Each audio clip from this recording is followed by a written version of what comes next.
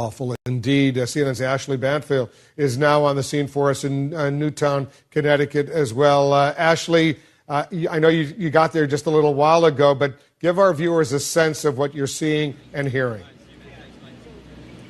Well, I'm in the same place, Wolf, that the Connecticut Governor Dan Malloy just updated us all. You can see just from the collection of microphones behind me, this has become a concentrated media center.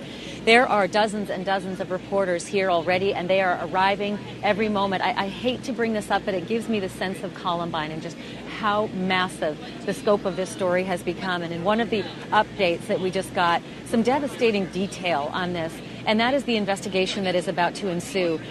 Wolf, the bodies of those children are still in the school. 18 children died in the school, were dead on the scene. 2 more were taken to the hospital and died there. And those 6 adults also who died at the school, their bodies are still there. The police who updated us told us that the scope of the investigation, the amount of work that they have to do to piece this all together is going to take a very long time. So you can just imagine how the parents are dealing with the fact that they can't even get the information or at least know that their child is being brought out of that school. It is just overwhelming in this tiny little community of 27,000 people. Really in the sticks. When you drive here, you're in winding roads and hills, and the homes are far apart, and yet the community is quite close together. A couple of other things that really shed light on some of the detail on how the shooting took place. The police told us, the state police told us that the shootings were concentrated. They were in a concentrated area of the school, particularly 2 rooms. There wasn't running through the halls, as they described it. There was no shooter running through the halls and shooting, but it might give some description as to why we think there is a concentration of perhaps one entire class that's unaccounted for, that the shooting happened in those 2 particular rooms. There's also another crime scene now in this tiny town of Newtown, Connecticut. The police say that they're now investigating another body in a home. We can also tell you that there are many couch terms that are being used. People are being very careful in how they report this. But the police did say that the shooter in the school lived with one of the victims.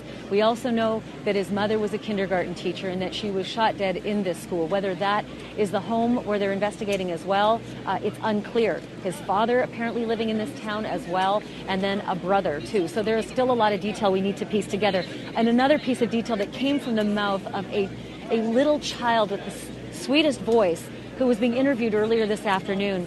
This child told a story of how the teachers tried to protect them from the information as they were getting them out of the school, saying that there was an animal in the school and that's why they needed to lock the doors, to protect them from all that noise they could hear, which was a wild animal that got into the school. And to hear that little tiny voice telling that, it was pretty remarkable.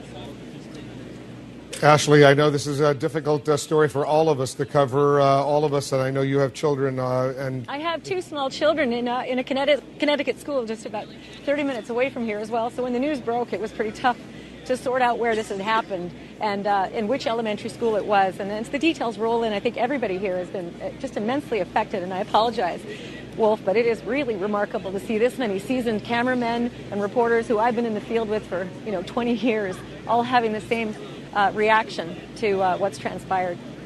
And, you've choked up the President of the United States. We saw him choking up, wiping away tears as well. Ashley, your girls, how are they, your kids?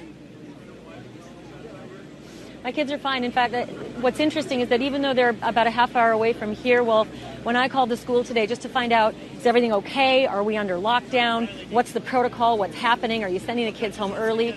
They did say that it affected them deeply. They immediately did perimeter checks. They made sure that all the locked doors were locked.